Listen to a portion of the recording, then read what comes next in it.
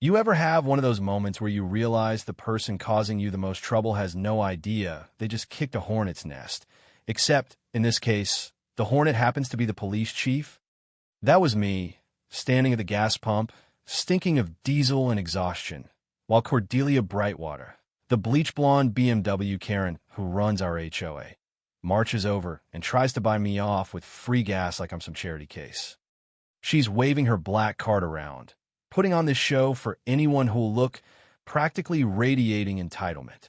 All I wanted after a double shift was to fill up and go home.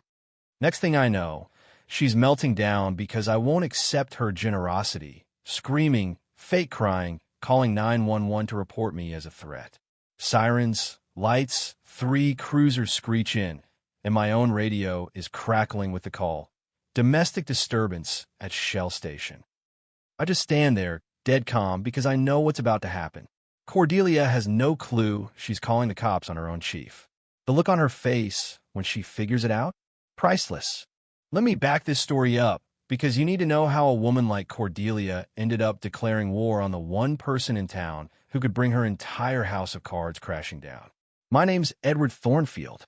I'm 48, police chief of Willowbrook Falls, Ohio. But after a brutal divorce and inheriting Grandma's old house in Riverside Meadows, 22 homes, all tucked behind perfect lawns and white fences, I figured I'd lay low, be a regular guy. Nobody in the HOA had a clue who I was. I just wanted peace. Crunch of October leaves under my boots as I moved in, mixing with the scent of wood smoke and diesel from my pickup. Quiet, right? Not for long. Cordelia Brightwater is the kind of woman who turns every HOA rule into scripture and herself into the high priestess. 52, hair so blonde it's a hazard to low-flying planes, married to Councilman Raymond Brightwater, and she's ruled the HOA for 8 terms straight because everyone's too scared to run against her. She lives in the neighborhood's mansion, drives a BMW that probably costs more than my annual salary, and treats every sidewalk like her personal fiefdom. On my 5th day, I found a $500 citation on my windshield. My crime? Parking an unauthorized commercial vehicle. My pickup. The HOA rules clearly allow trucks under 8,000 pounds, and mine's 6,800. But according to Cordelia, the emergency radio in the back window made it commercial appearing. I laughed out loud, couldn't help it. The appeal was set for a Tuesday at 2 p.m., like anyone with a job could make that. I'd barely settled in before Henderson, my neighbor, leaned over the fence. Vietnam vet, voice like gravel, eyes sharp as a hawk. Son, she can smell authority a mile away. She's gonna make your life hell. Turns out, he wasn't wrong. Cordelia had a system. She'd zero in on anyone with a whiff of law enforcement or military and wear them down until they broke or moved. Down the street, the Kowalskis, a young couple with 2 kids, had been bled for $1,200 in fines in 6 months. Their sins? Kids' bikes in view, Halloween pumpkins out 3 days too long, grass 2/10 of an inch over the limit. Cordelia's high heels on the sidewalk became the neighborhood's soundtrack. She'd stalk around with her phone, a measuring tape, and a hunger for power. The irony? Every time she targeted me as just another blue-collar chump, her complaints landed on my desk. 47 calls in 18 months. Suspicious activity, noise, aggressive residents. But I couldn't reveal who I was, not yet. I started collecting evidence, watching her weaponize city resources for petty vendettas. Her web stretched through City Hall. She'd manipulate inspectors, push my own officers into hassling decent people. Week 2, I get another citation. $200 for missing a mandatory hearing scheduled while I was literally running the department. Then $150 for unkempt landscaping. Henderson caught me measuring the grass one night and just grinned. She's got no idea. Cordelia thought I was her next pushover. What she'd actually found was the one guy with the authority and the patience to unravel her whole scam. Then the real fun began. Saturday, 6 a.m., bang, bang, bang. I'm startled awake, half reaching for my service weapon before I remember, right? I'm supposed to be a civilian. Cordelia's on my porch in her power walking gear, clipboard and camera in hand, dragging along a jumpy city inspector. She announces, concerned neighbors reported suspicious activity. What was suspicious? Me coming home late after a double shift, parking my truck in my own driveway. 20 minutes of photos and measuring later, I've got a $200 fine for a lighting disturbance, my motion light, and another $150 for grass. But the inspector's presence set my cop sense tingling. City code doesn't do Saturday calls for HOAs. I checked. Cordelia had bullied the city into enhanced inspector availability just for Riverside Meadows, her own private enforcement army, paid for by our taxes. That night, I cross-referenced every complaint. She got same-day responses. She was inventing neighbors to create fake complaints. Most HOA violations are just legal theater, but Cordelia counted on people not knowing that. I filed an ethics complaint about her misuse of city resources. The next night, Cordelia called an emergency HOA meeting, damage control. She railed about a hostile resident, me, while Henderson piped up, frivolous complaints about what? I calmly laid out her harassment and abuse of city power. She shrieked, but the tide was turning. Her plan to require background checks on all residents failed by one vote, thanks to Henderson and the Kowalskis. The next morning, I got a threat letter from Brightwater Legal, Raymond's firm, demanding I stop harassing officials. They had no idea I'd been documenting every abuse. But Cordelia wasn't done. A month later, I'm at work and a complaint lands on my desk, demanding a full criminal investigation into me. Cordelia claimed I was surveilling the neighborhood, working irregular hours, and owning law enforcement equipment. The complaint was auto-assigned to me. I was being asked to investigate myself for the crime of being the police chief. That's when Dale Murphy, a jumpy PI, knocked on my door. Mr. Thornfield, I was hired to dig up dirt on you. You need to see this. Cordelia paid him $2,400 to prove I was a criminal. His report? Subject appears to be high-level law enforcement. Client should avoid confrontation. I laughed so hard I nearly choked. The twist? Murphy told me Raymond had been leaning on the department for years, threatening the budget if Cordelia didn't get priority support. My predecessor had buckled.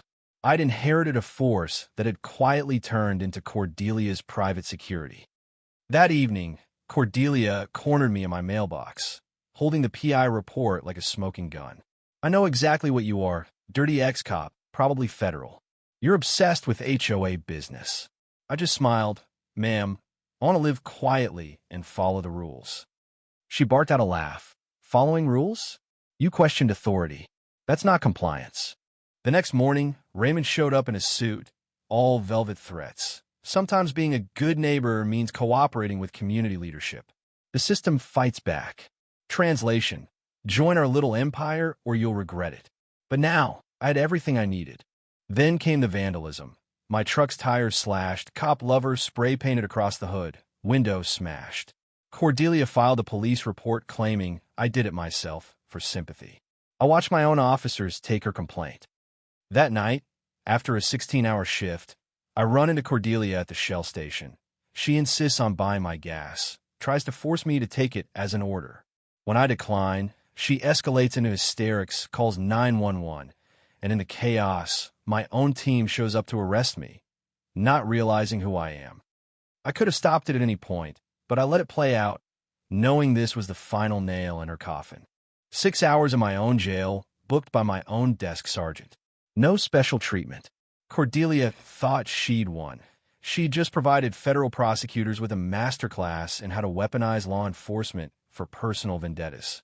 But here's the big reveal. When I sat down with the federal evidence, files spread across my desk, coffee cold, I found emails showing Cordelia and Raymond had run this scam on 7 other people before me. Prosecutors, IRS investigators, ex-FBI, all driven out, bankrupted, or worse. They weren't just HOA tyrants. They were orchestrating systematic harassment and property theft. They'd stolen over $2 million through shell companies, forced sales, and embezzlement. Now, with everything documented, financials, threats, recordings, the DOJ greenlit a RICO case. The FBI brought in a task force, Special Agent Patricia Lucy running point. I recruited Henderson and a few neighbors as eyes and ears, photographing violations, watching City Hall collecting evidence. Maria Santos, an investigative journalist, started following the case, and Dr. Kim, a forensic accountant, traced the money. We coordinated quietly. Meanwhile, Cordelia's paranoia went nuclear. She tried witness tampering, offering to wipe a neighbor's debt if she'd lie and accuse me of planning violence. She even tried framing me for terrorism. But every word, every move was caught on FBI surveillance. By the end, Cordelia had crossed into outright madness. Citizens' arrests, detaining neighbors, public meetings where she accused me of being a threat to the community. Raymond abused his power, authorizing 24/7 surveillance on anyone who spoke out. The climax came at one of those meetings, a lynch mob disguised as civic engagement. They planned to vote on my fate, painting me as a terrorist. That's when I stood up, badge in hand. Ladies and gentlemen, I'm Chief Edward Thornfield.